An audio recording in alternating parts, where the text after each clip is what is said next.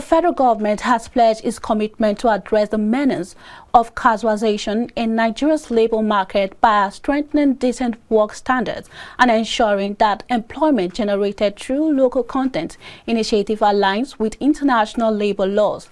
Declaring open the 2025 Annual Labor Conference of the Labor Correspondents Association of Nigeria, LACAN, held in Abuja, the Minister of Labour and Employment, Muhammed Dingyadi, said the federal government's focus on local content was not merely economic policy, but a declaration of national self-determination, which will ensure that Nigerians are not spectators but beneficiaries of the industry operating within their borders. Our Labour correspondent, Ekaite Bortna, reports. The 2025 Annual Labour Conference of the Labour Correspondents Association of Nigeria with the theme Local Content, Casualization and Fair Labour Migration attracted key stakeholders alongside labour correspondents and partners to chart the way forward and deliberate on labour issues. Speaking at the occasion, the Minister of Labour and Employment, Muhammed, who condemned the spread of casual labour, describing it as one of the most pressing challenges confronting Nigeria's world of work, stated that the ongoing review of Nigeria's labour laws would modernize the country's legal framework to align with the global best practices and International Labour Organization (ILO) conventions. Federal government, through various policies such as the Local Content Act in the oil and gas sector and similar frameworks being extended to the manufacturing, ICT, and renewable energy, is committed to deepening domestic capacity across critical value chains.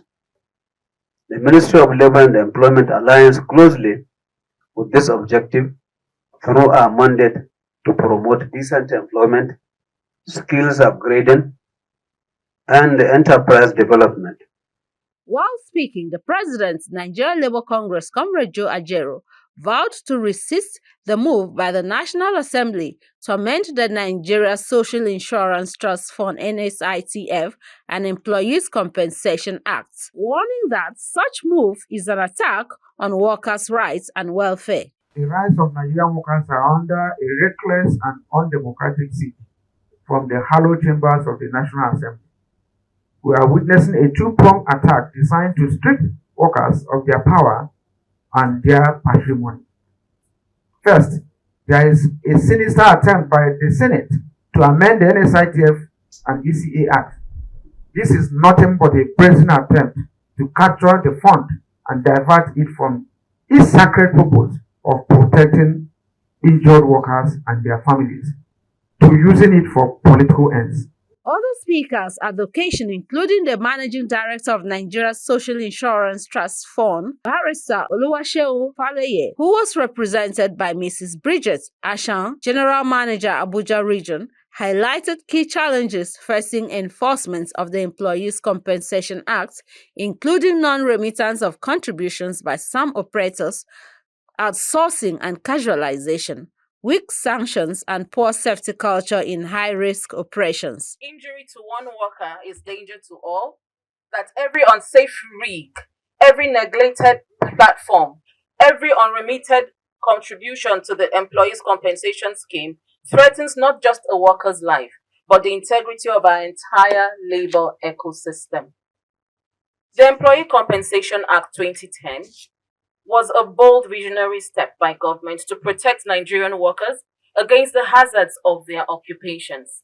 It replaced the old workmen's compensation regime with a no-fault employer-funded social insurance system, a safety net against deprivation and income insecurity, which guarantees medical care, rehabilitation, and compensation for work-related injuries, disabilities, and death. This theme is a clarion call. It is a recognition that waiting for external saviors is a strategy of the past. The solution to our problems and the resources to fund them must be generated from within. We must look inwards, plug the leaks in our national treasury, challenge the structures that perpetuate economic disparity, and demand a system where Nigeria's immense wealth is mobilized for the benefit of all Nigerians, not just a privileged few. The 2025 Annual Labour Conference of the Labour Correspondents Association of Nigeria is the second edition since its inception in 2024. Ikaite Ibot, Kaftan TV.